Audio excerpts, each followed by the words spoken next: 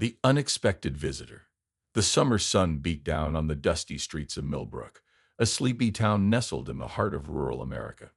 12-year-old Zoe Parker pedaled her bike furiously, her ponytail whipping in the wind as she raced home. She had promised her dad she'd be back in time to help set up for the town's annual barbecue, but her adventure in the nearby woods had run longer than expected.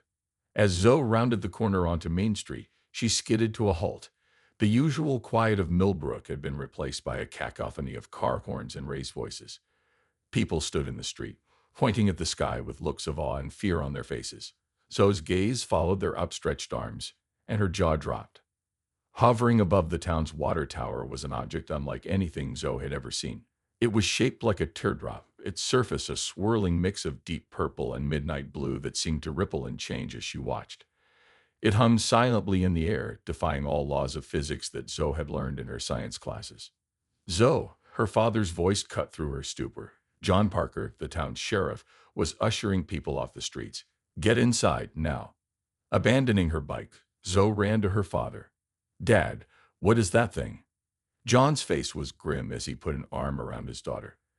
"I don't know, sweetie, but we need to get everyone to safety."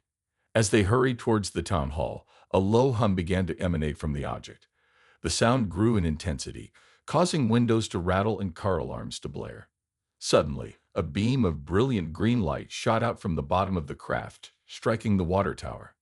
The metal structure groaned and twisted, its form warping as if it were made of clay rather than steel. In a matter of seconds, the tower collapsed, sending a torrent of water rushing through the streets. Panic erupted as people scrambled to higher ground.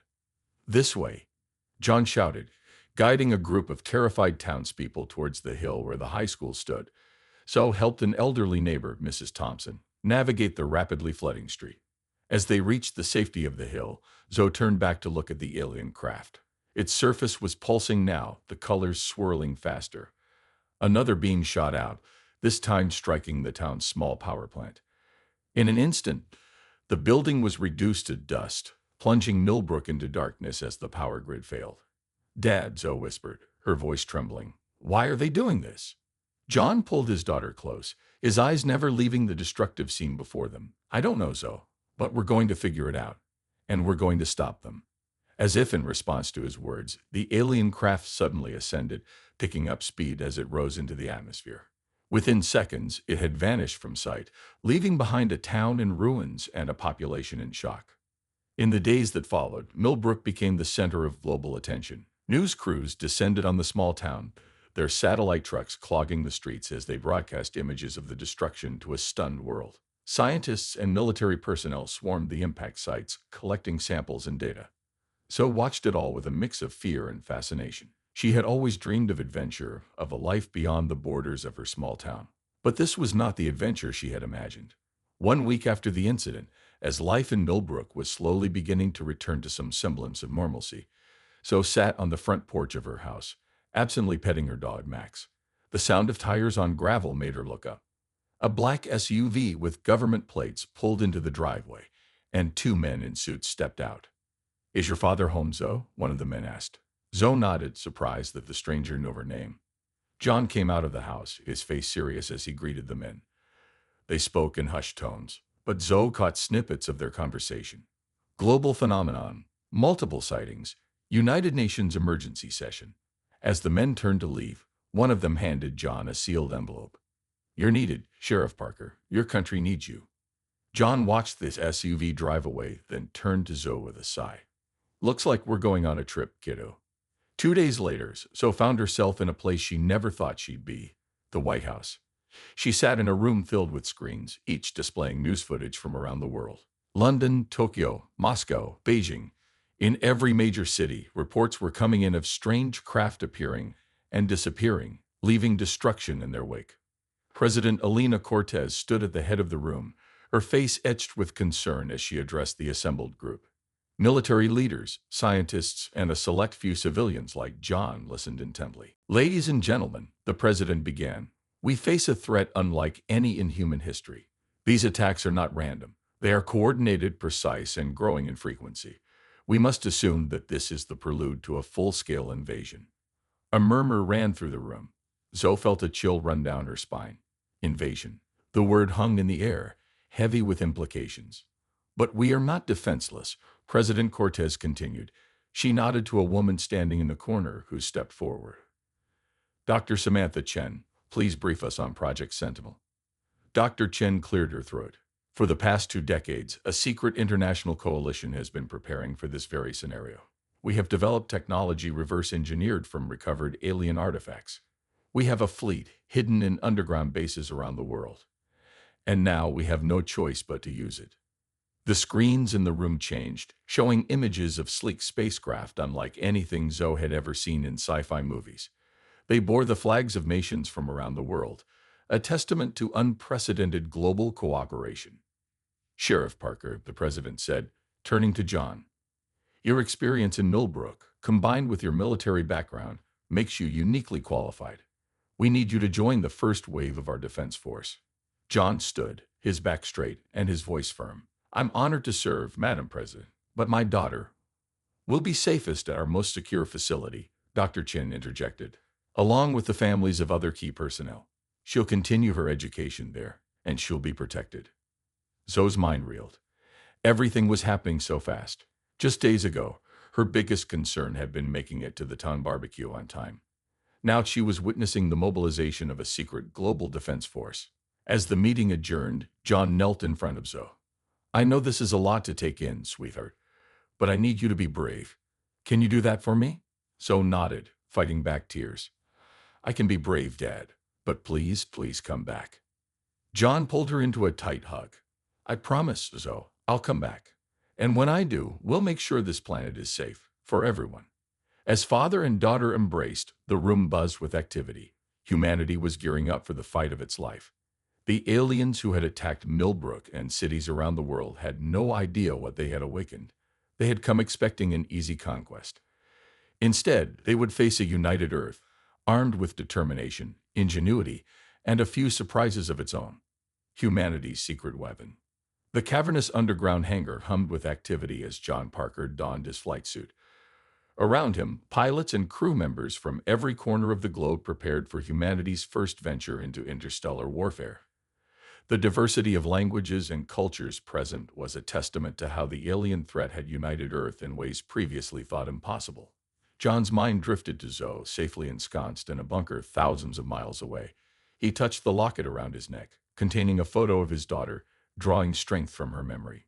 First time in Zero, Sheriff? John turned to see a tall woman with close-cropped silver hair approaching. Her uniform bore the insignia of an admiral. Admiral Chen, John saluted. No, ma'am. Did 2 tours with the Space Force before settling down in Millbrook. Admiral Sarah Chen, no relation to Dr. Samantha Chen, nodded approvingly. Good. We need experienced hands out there. Walk with me, Parker. As they strode through the hangar, John marveled at the ships before him.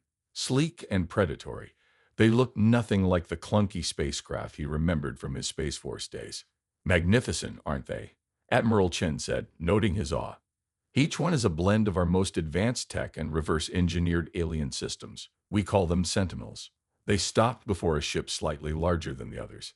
Its hull gleamed with a faint blue iridescence.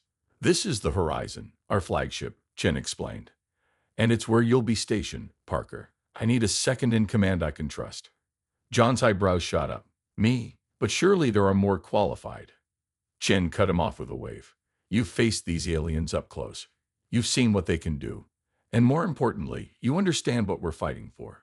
She glanced at the locket around his neck. Sometimes, the best soldiers are the ones with the most to lose. Before John could respond, alarms blared throughout the hangar. Red lights flashed as a voice came over the intercom. Alert. Multiple alien signatures detected entering the solar system. All personnel to battle stations. This is not a drill. Repeat, this is not a drill. Chen's face hardened. Looks like our visitors are done probing our defenses. You ready for this, Parker? John squared his shoulders, his jaw set with determination. Ready as I'll ever be, Admiral. As they boarded the Horizon, activity in the hangar reached a fever pitch. Maintenance crews scrambled to finish last-minute checks while pilots rushed to their ships. The massive hangar doors began to slide open, revealing a star-filled sky. Inside the Horizon's bridge, John took his place at the tactical station. Screens lit up around him, displaying a dizzying array of information. He took a deep breath, muscle memory from his Space Force days, kicking in as his fingers danced across the controls. Admiral Chen stood at the center of the bridge, her voice calm but authoritative as she addressed not just the Horizon's crew, but the entire Earth fleet via comlink. Men and women of Earth's Defense Force, this is Admiral Chen. The moment we've prepared for has arrived. An alien armada approaches intent on our destruction. They think us weak, divided, easy prey. Today, we prove them wrong. She paused, her eyes sweeping across the bridge. Each of you represents the best of humanity. Our diversity is our strength, our determination, our shield, and our ingenuity, our sword. We fight not just for ourselves, but for every child who has looked up at the stars with wonder, for every dreamer who imagined a better future, for every person who calls Earth home. John felt a lump form in his throat as he thought of Zoe. The road ahead will be difficult, Chen continued. We face an enemy with technology far beyond our own, but we have surprises of our own. And more importantly, we have something worth fighting for. Earth is our home, and we will defend it. A chorus of cheers erupted over the comlink. John felt a surge of pride and determination course through him. All ships, prepare for launch, Chen ordered. May fortune favor the bold. With a deep rumble, the Horizon's engines came to life. John felt a momentary surge of acceleration as the massive ship lifted off, joining hundreds of others as Earth's secret fleet took to the skies for the first time. As they ascended through the atmosphere, John's tactical display came alive with information. The alien fleet was massive, thousands of ships strong, approaching from the direction of Mars. Admiral, John called out, long-range scans are picking up some kind of energy buildup in the alien fleet. It looks like they're preparing to jump to light speed. Shin nodded grimly. They're planning to blitz past our outer defenses and strike Earth directly. Not if we have anything to say about it. All ships prepare for FTL jump. We're going to meet them head-on. John's eyes widened. FTL travel was still largely theoretical, as far as he knew. But as a countdown appeared on his screen, he realized humanity had more secrets up its sleeve than he'd imagined. FTL jump in 3, 2, 1. The stars outside the view screen blurred into streaks of light. John felt a momentary sensation of weightlessness, followed by a rush of vertigo. When his vision cleared, he gasped. The Horizon and the rest of Earth's fleet had emerged in the midst of the alien armada. Massive ships, their hulls a swirling mix of purples and blues like the scout ship that had attacked Millbrook, hung in space around them. For a moment, there was an eerie silence as both sides seemed to register the unexpected confrontation. Then all hell broke loose. Energy beams lanced out from the alien ships, met by a barrage of missiles and plasma bolts from Earth's fleet. The void of space lit up with explosions and weapons fire. All ships engage at will. Chen's voice rang out over the chaos. Remember your training. Remember what we're fighting for. John's hands flew over his console, coordinating the Horizon's defensive systems and weapons. A group of smaller alien craft broke off from the main fleet, heading straight for them. Incoming fighters, 3 o'clock. John called out. Evasive maneuvers. Shen ordered. Parker, target those fighters with our point defense lasers. The Horizon banked hard, narrowly avoiding a barrage of alien fire. John's targeting systems locked onto the approaching fighters, and with a series of rapid-fire bursts, 3 of them erupted into balls of flame. But for every alien ship they destroyed, it seemed 2 more took its place. The sheer size of the enemy fleet was overwhelming. We're outnumbered and outgunned, John said, his voice tense. We can't keep this up forever. Chen's eyes narrowed as she studied the tactical display. We don't have to. We just need to hold them long enough for Phase 2 of the operation to begin. Before John could ask what she meant, a new alert flashed on his screen. His eyes widened as he read the data. Admiral, he called out, his voice a mix of awe and disbelief. You're going to want to see this. As Chen moved to his station, John brought up a visual on the main view screen. In the distance, beyond the chaotic melee of the battle, a massive shape was emerging from the shadow of Mars. It was a ship, but one that dwarfed even the largest vessels in either fleet. Its hull was a patchwork of Earth's various space programs, a testament to global cooperation on an unprecedented scale. Is that, John began. Shen nodded, a hint of a smile on her face. The Solar Forge, humanity's ultimate deterrent. Let's see how our alien friends like it when the odds are evened. As the colossal ship moved into range, Panels along its hull began to open. Energy buildups registered on John's sensors, far more powerful than anything he'd seen before. The aliens seemed to realize the threat. A large portion of their fleet began to break off, moving to intercept the newcomer. But they were too late. Beams of blinding energy erupted from the solar forge, each one striking with pinpoint accuracy. Alien ships, some nearly the size of the horizon, were vaporized in an instant. The tide of the battle shifted dramatically. With the solar forge providing cover, Earth's fleet pressed its advantage. John watched in amazement as alien ships began to retreat, their once orderly formation dissolving into chaos. All ships, push forward. Chen ordered. Don't let them regroup. As the Horizon and its sister ships advanced, John allowed himself a moment of hope. They were far from victory, but for the first time since the alien threat emerged, it felt like humanity had a fighting chance. Little did they know this was just the beginning of a conflict that would reshape the galaxy and redefine humanity's place in the cosmos. First contact, first blood. The vast emptiness of space was shattered by the ongoing battle between humanity's forces and the alien armada. The Solar Forge's unexpected arrival had turned the tide, but the alien fleet was vast, and they were quickly adapting to this new threat. On the bridge of the Horizon, John Parker's fingers flew across his console, coordinating defensive maneuvers and counterattacks. Sweat beaded on his forehead as he called out, "Admiral, the aliens are regrouping. They're forming some kind of defensive perimeter around their largest ship." Admiral Chen nodded, her eyes fixed on the main view screen. "They're protecting their command vessel.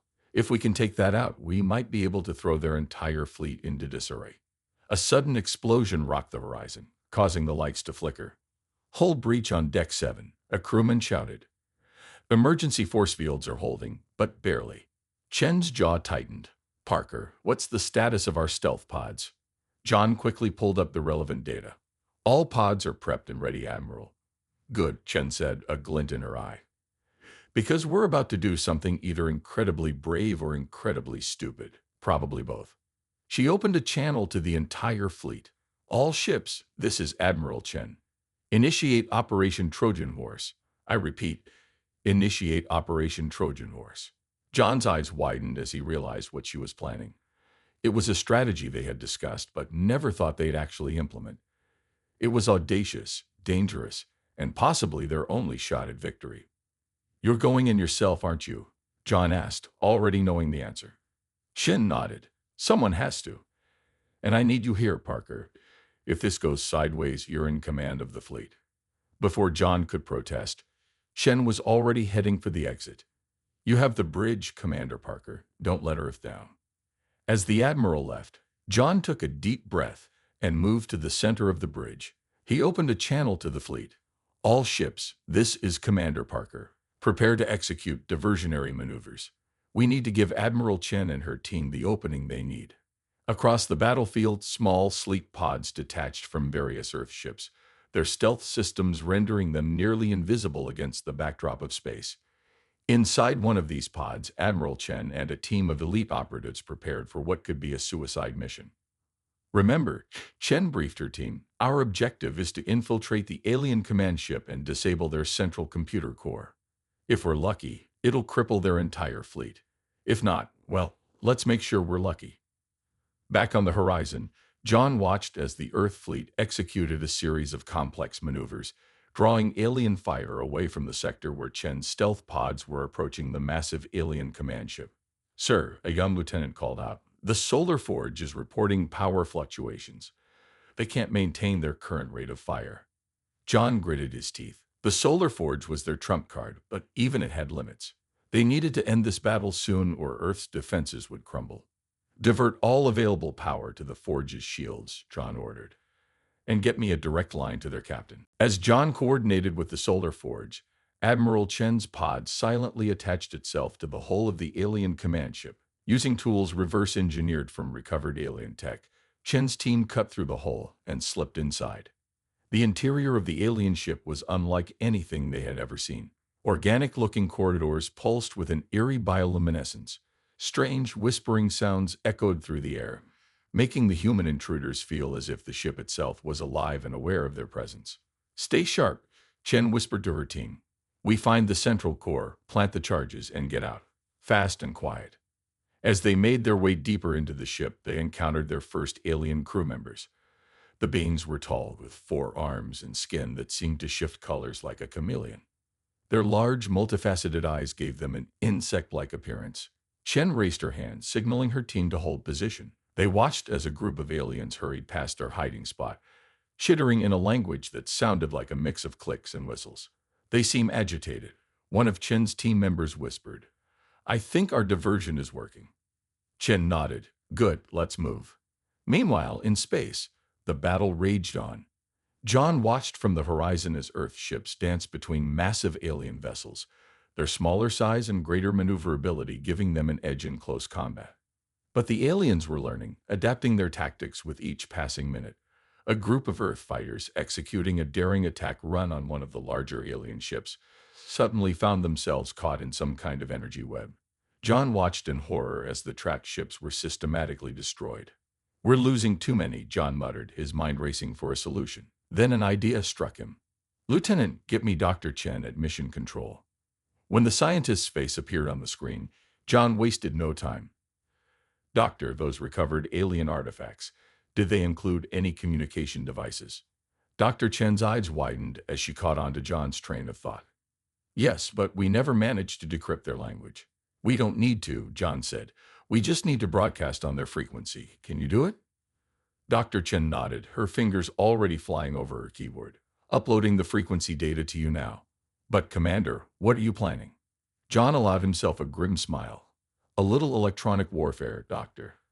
Let's see how these aliens like a taste of their own medicine." As Dr. Chen's data came through, John quickly formulated a plan. He instructed the fleet's AI systems to generate a massive amount of random data and broadcast it on the alien communication frequencies. The effect was almost immediate. Alien ships across the battlefield began to move erratically, their formations breaking down as their communication networks were flooded with garbage data. Inside the alien command ship, Admiral Chen and her team felt the effects of John's plan. The ship's interior lighting flickered, and the ever-present whispering sounds became a cacophonous roar. "Looks like our boys are giving them hell out there," Chen said with a smile. "Let's not waste this opportunity." They picked up their pace, eventually finding their way to what could only be the ship's central core, a massive, pulsating organic structure that seemed to be a blend of technology and living tissue. As Chen's team began planting their charges, a group of aliens burst into the chamber. In the ensuing firefight, Chen saw one of her team members go down, his suit punctured by some kind of energy weapon. "Charges set," another team member called out. Chen nodded, firing her weapon to provide cover. "Fall back. We got 2 minutes before this whole place goes up." As they retreated, more and more aliens converged on their position. Chen found herself bringing up the rear, ensuring her team made it to the escape pods. Just as she was about to enter a pod herself, a massive explosion rocked the ship. Chen lost her footing and fell, her helmet cracking against the deck. As her vision blurred, she saw the pod's door closing, her team's anguished faces visible through the viewport as the pod launched away from the ship. Chen smiled, despite the pain. Her team would make it. The mission would be a success. As consciousness faded, her last thought was of Earth, and the hope that her sacrifice would ensure its safety. Back on the horizon, John watched in awe as the alien command ship began to break apart from within, secondary explosions cascading along its length. "We did it," he breathed, allowing himself a moment of relief. But that relief was short-lived as he realized the implication. Admiral Chen. As if in response to the destruction of their command ship, the alien fleet's attacks became more frenzied, more desperate. It was as if a cornered animal was lashing out in its death throes. John steeled himself, pushing aside his grief for Chen. There would be time to mourn later. Right now, Earth needed him. "All ships," he broadcast to the fleet, his voice steady and determined. "This is Commander Parker.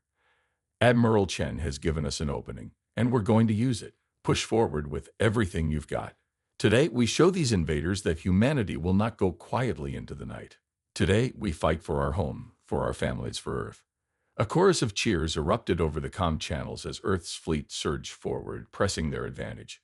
The battle was far from over, but for the first time since the alien threat appeared, victory seemed within reach. As stars streaked past the horizon's view screen, John touched the locket around his neck, thinking of Zoe. "We're coming home," he whispered. We're coming home. The heart of the enemy. The destruction of the alien command ship had thrown their fleet into disarray, but the battle was far from over. Earth's forces, though bolstered by their recent victory, were beginning to show signs of fatigue. The Solar Forge's energy reserves were dangerously low, and many of the smaller ships had sustained heavy damage. On the bridge of the horizon, John Parker surveyed the tactical display with a mixture of hope and concern. The alien fleet was in retreat, but they were regrouping faster than expected. "Sir," a young lieutenant called out, "we're picking up some kind of energy surge from the alien fleet. It's like nothing we'd seen before." John frowned, studying the readings. "Magnify that sector." The main view screen zoomed in on a portion of the alien fleet. In the center of their formation, a swirling vortex of energy was forming, growing larger by the second. "My God," John breathed. "They're opening a wormhole." As the crew of the Horizon watched in awe, a massive ship emerged from the vortex. It dwarfed even the command ship they had destroyed earlier, its hull a shifting maze of geometric patterns that hurt the eyes to look at directly. "New contact," the tactical officer shouted. "Sir, its energy readings are off the charts. Whatever that thing is, it makes the rest of their fleet look like toys." John's mind raced. They had thrown everything they had at the alien fleet, and now this behemoth had arrived. If they couldn't find a way to stop it, Earth was doomed. Suddenly, a familiar voice crackled over the comm system. "This is Admiral Chen to any Earth forces. Do you read me?" The bridge erupted in shocked exclamations. John quickly opened the channel. "Admiral, we thought you were. How did you survive?" Chen's voice was weak but determined. "No time for that now, Parker. I'm aboard the alien flagship. Their security is in shambles after your attack. I've managed to access some of their systems, but I don't know how long I can maintain control." John's mind whirled with possibilities. "Admiral, we need intel on that new ship that just arrived. It's unlike anything we've encountered so far." There was a pause, filled only by the sound of Chen's labored breathing. "I see it, Parker. That's not just a ship. It's their homeworld." A stunned silence fell over the bridge. John struggled to comprehend what he was hearing. "Their homeworld? You mean—" "It's a planet ship," Chen confirmed. "Likely the last refuge of their species. No wonder they've been so desperate to find a new home." The implications were staggering. Earth wasn't just facing an invasion. They were up against an entire civilization fighting for survival. "Admiral," John said, his voice low, "what are our options?" Chen's reply was grim. "From what I can gather from their databases, that planet ship is their last hope. If we destroy it, we end their civilization. If we don't, they'll likely overwhelm us and take Earth for themselves." The weight of the decision pressed down on John. The fate of two civilizations hung in the balance, and he was the one who had to make the call.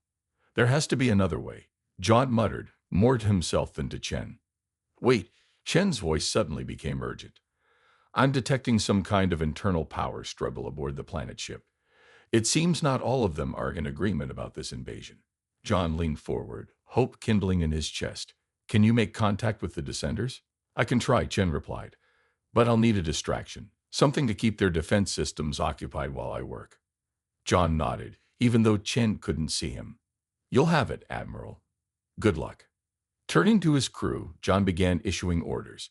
"I want every ship we have left to form up around the horizon. We're going to make a run straight at that planet ship." "Sir," the tactical officer questioned, her eyes wide. "That's suicide." "Maybe," John acknowledged. "But it's also our best chance at ending this war without further bloodshed." He opened a channel to the entire fleet. "This is Commander Parker. I know you're tired. I know you've already given everything you have. But I'm asking you for one more push. We're going to fly straight into the heart of the enemy, and we're going to show them that humanity is not to be underestimated." As the remains of Earth's fleet formed up around the horizon, John thought of Zoe, safe in her bunker back on Earth. He touched the locket around his neck, drawing strength from the thought of her. "This is for you, kiddo," he whispered. The fleet surged forward, weapons blazing. The alien ships moved to intercept, but their formations were still in disarray from the loss of their command ship. Earth's smaller, more maneuverable craft darted between the lumbering alien vessels, their precision strikes causing chaos in the enemy ranks. As they approached the planet ship, its defenses came to life. Massive energy beams lanced out, vaporizing several Earth ships in an instant. But still, they pressed on. Admiral, John called out over the comm, we can't take much more of this. How are you coming with those descenders? Chen's voice was strained. Almost there. I've made contact, but convincing them is proving difficult. These aliens, they call themselves the Novan. Their civilization is millions of years old, but they've been searching for a new home for centuries. Earth is their last hope. John dodged another energy beam, the horizon's hull groaning under the stress of his evasive maneuvers. Well, tell them Earth is occupied. We've got our own civilization to protect. Suddenly, the planet ship's attack ceased. A tense silence fell over the battlefield. Parker, Chen's voice came through, a note of cautious optimism in her tone. I think we've got a chance here. The Novan leadership is fractured. The dissenters, they're called the Harmony faction. They believe coexistence is possible. John's mind raced with possibilities. Can we trust them? I don't know, Chen admitted. But I think it's our best shot at ending this without mutual destruction. Taking a deep breath, John made his decision. Patch me through to their leaders, Admiral. Let's see if we can't find a way to turn enemies into allies. As Chen worked to establish a connection, John prepared himself for the most important diplomatic mission in human history. The fate of two civilizations hung in the balance, and he was determined to find a way for both to survive. Little did he know, this conversation would be the first step towards a future that would reshape the galaxy and redefine humanity's place in the cosmos. A new dawn for humanity. The bridge of the horizon was eerily quiet as John Parker waited for the communication link with the Novan leaders to be established. The remains of Earth's fleet hung in space around them, a testament to the brutal battle they had just fought. The massive Novan planet ship loomed before them, its surface still shifting in mesmerizing patterns. Connection established, Admiral Chen's voice crackled over the comm. You're on, Parker. Make it count. John took a deep breath, straightening his uniform. This is Commander John Parker of Earth's Defense Force. I seek to speak with the leaders of the Novan people. There was a moment of silence, then a response came. The alien language was a series of musical tones and clicks, but it was quickly followed by a translation in a metallic, artificial voice. I am Elder Zix of the Harmony faction. We hear you, Commander of Earth. John nodded, even though the aliens couldn't see him. Elder Zix, we stand at a crossroads. Both our civilizations face extinction if this conflict continues.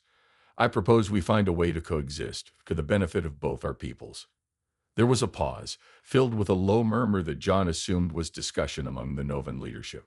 Finally, Zix responded. Your words are unexpected, Commander. Our scouts reported your world as primitive, unable to defend itself. Yet here you stand, having bested our greatest fleet.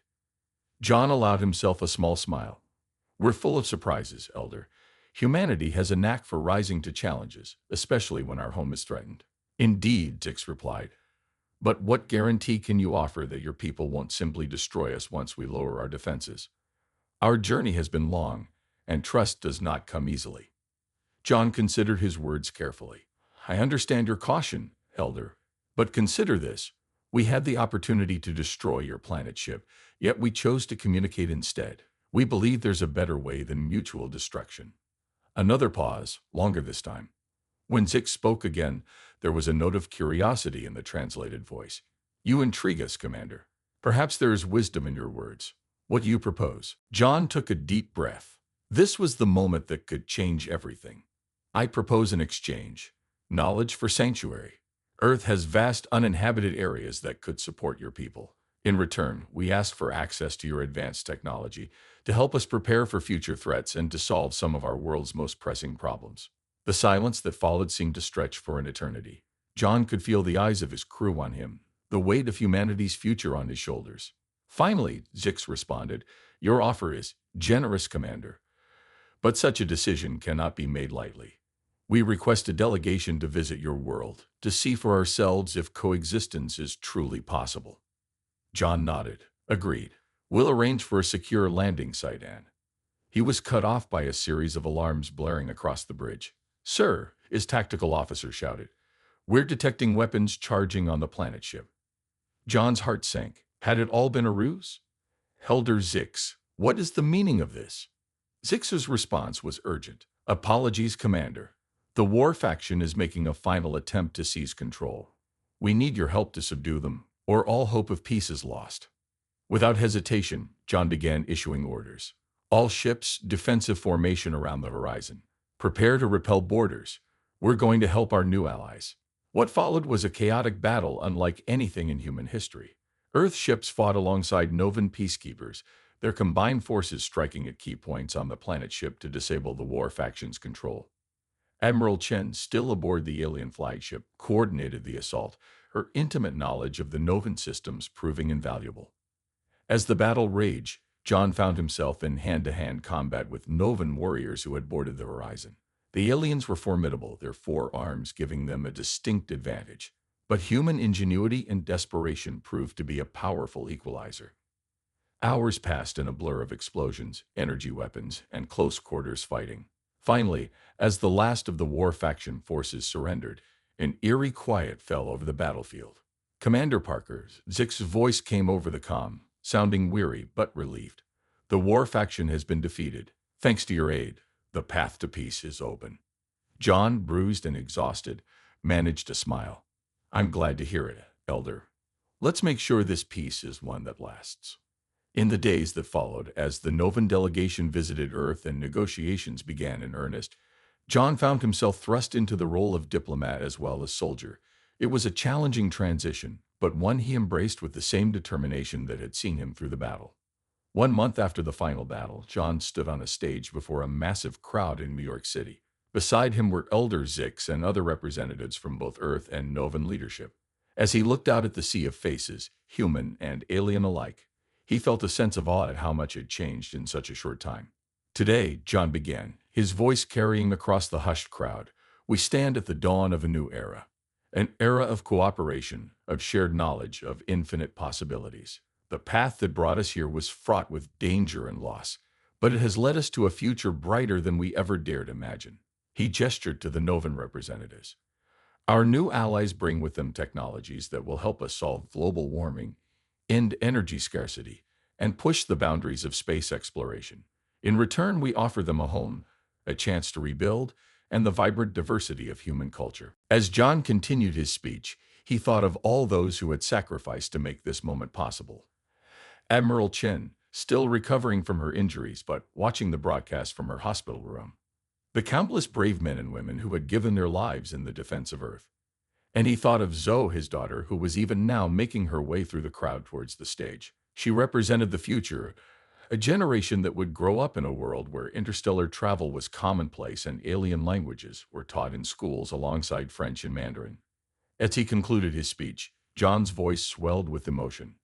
The road ahead will not be easy. There will be challenges, misunderstandings, and obstacles to overcome. But together, united in our diversity, there is no challenge too great, no frontier too distant. Today, we take our first steps into a larger universe, not as conquerors, but as explorers, diplomats, and friends. The crowd erupted in cheers, a cacophony of human voices and alien tones blending together in a symphony of hope and possibility. As Zoe reached the stage and threw her arms around him, John held her tight, marveling at the world she would inherit. A world where the stars were no longer distant points of light, but destinations waiting to be explored. The battle for Earth was over. The journey into humanity's cosmic future had just begun.